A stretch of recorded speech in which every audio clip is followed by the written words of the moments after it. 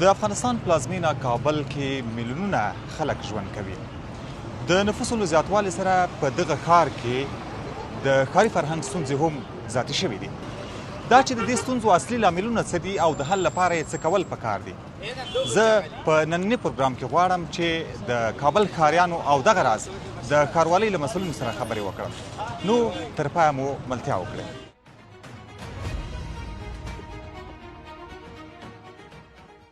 باید خلک خپله چې خپل ښار جوړ نه کړو، خپل کور جوړ نه کړو، بل څوک یې نه جوړوي.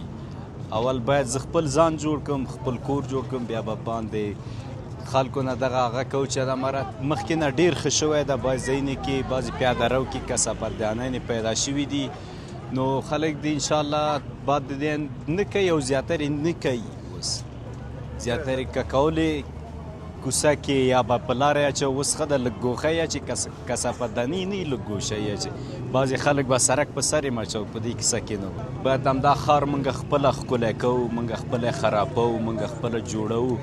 نو باید اول چې زه وکړم، بیا نور هم ته یو فن اخلي.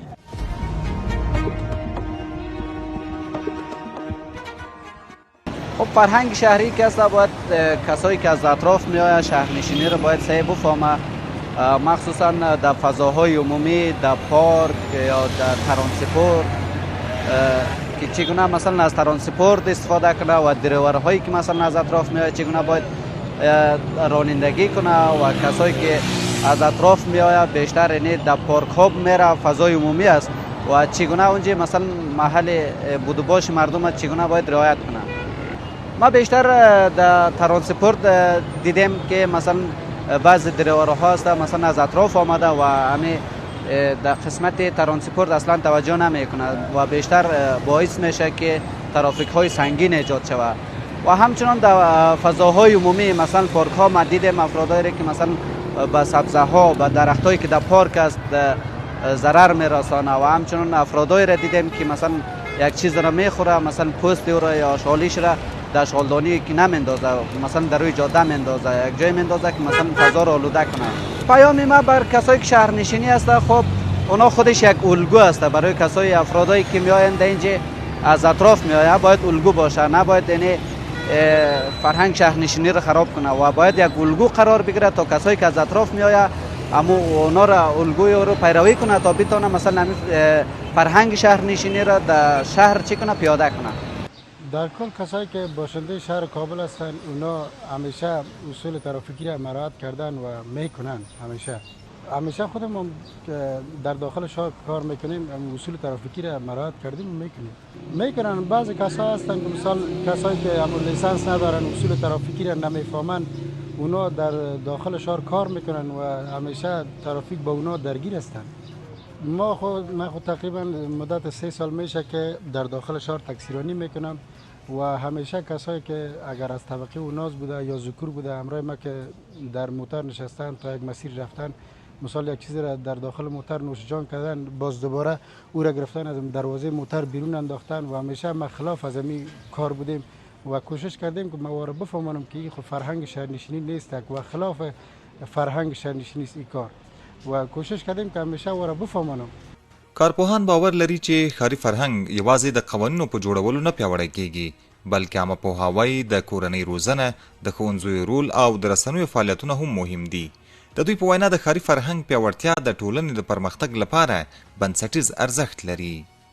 از نقطه نظر زیست شناسی و همینطور امنیت شهرزیستی در واقع یکی از کلیدترین فاکتور جهت زیست سالم و همینطور زیست منظم در زیست سامانه ها و زیست بومه ها هستند، چون بدون در واقع در نظر داشت فرهنگ، سلوک و همینطور در نظر داشت قوانین و طرز العمل ها و روند زیست سالم ما نمیتونیم یک زندگی سالم مبتنی بر ارزش ها، مبتنی بر در واقع در نظر داشت حقوق متقابل و همینطور با تطبیق قوانین موجوده و نافذه در محل ها و زیست بوم ها ما میتونیم زیست سالم داشته باشیم.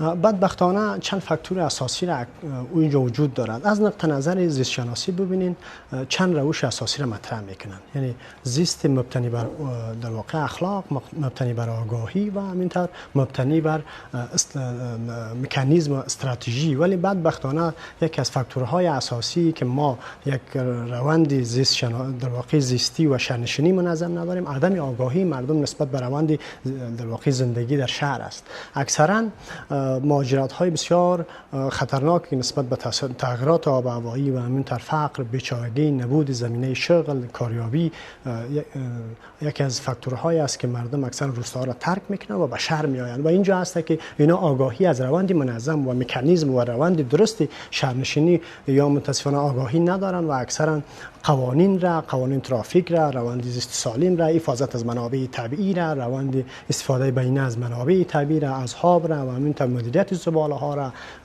خصوصا با در نظر نگرفتن در واقع استفاده از آنلاین از اکثر انجوهای پر سر و صدا در کناری با در نظر نگرفتن در واقع حقوق شهروندی و همینطور مکانیزم های موجوده در شهرزیستی را یا سبب می شوند که اکثرا روند زیست منظم را در نظر نگیرند. که څه هم د ښاري فرهنګ په پیاوړتیا کې د خلکو ونډه مهمه بلل کیږي، خو د ښاروالۍ او نورو اړوندو ادارو مسؤلیت هم کم نه دی. د ښار پاک ساتل، د عامه ځایونو تنظیم او د ښاریانو پوهاوی هغه چارې دي چې د ښاروالۍ له اساسي دندو څخه ګڼل کیږي. یو اساسي موضوع چې موږ تاسې غواړو هغه ښاري فرهنګ ته ورسېږي، هغه کیفیت ته موږ تاسې ورسېږو، هغه دا دی چې باید عام پوهاوی ولرو. دا ستاسو سره زه بالکل موافق یم. خو کابل ښاروالي خپل په اندازه خپل پر موضوعاتو باندې د عام پوهاوي څخه ډېر ښه استفاده کوي. اول خو دغه څه رسنۍ چې په افغانستان کې یا بهر کې دی، موږ همیشه دغه موضوعات غواړو چې د مختلفو لارو څخه دوی ته ورسوو او دوی هم د خلکو سره شریک کړي. دا یوه موضوع ده. بله موضوع دا دی کله چې موږ تاسې د عام پوهاوي پر برابر باندې خبره کوو، دلته موږ تاسې د یو نسل سره باید خبره وکړو.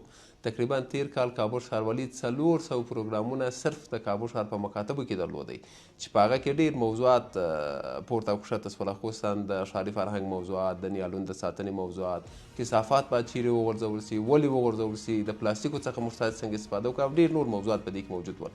موږ تقریبا په کابل ښار کې په حدود د 4.5 وکیلان لرو چې زموږ هغه اساسي مردمي ریښه ده او دغه وکیلان دا وظیفه لري چې د خلکو ستونزې موږ ته راورسوي او څه خبره چې کابل ښاروالي لري خلکو ته یې ورسوي، خصوصا د استملاک پر برابر باندې، د کوڅو د غټوالي پر برابر باندې، د پلان د تطبیق پر برابر باندې.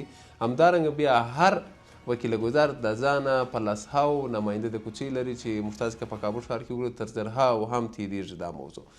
بله موضوع دا دی چې کابل ښاروالي تقریبا څه ناڅه 2.5 کاله مخکې یو پروګرام د ریاست الوزرا لخوا و چې د غنم پر مقابل باندې کار و. موږ تقریبا 1800 ښځینه کارکوونکي استخدام کړله او په ظرف د یو میاشت کې په کابل ښار کې کور په کور سره وڅرخېدی او دغه فرهنګي موضوعات په کور کې د ښځو سره مطرح کړله.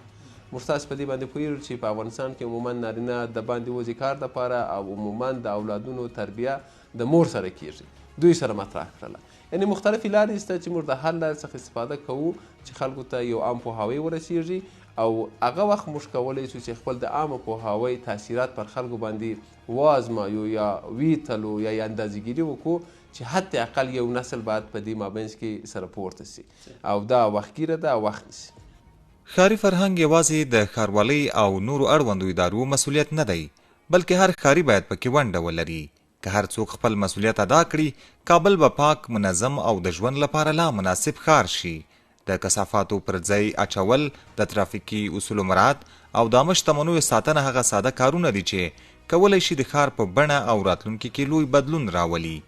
کابل د ټولو ګډ کور دی. د دې کور پاکوالی، ښکلا او نظم هم د ټولو ګډ مسؤلیت دی. که دولت او خلک په ګډه کار وکړي، د ښاري فرهنګ پیاوړتیا به یوازې یو شعار نه بلکې یو عملي واقعیت شي.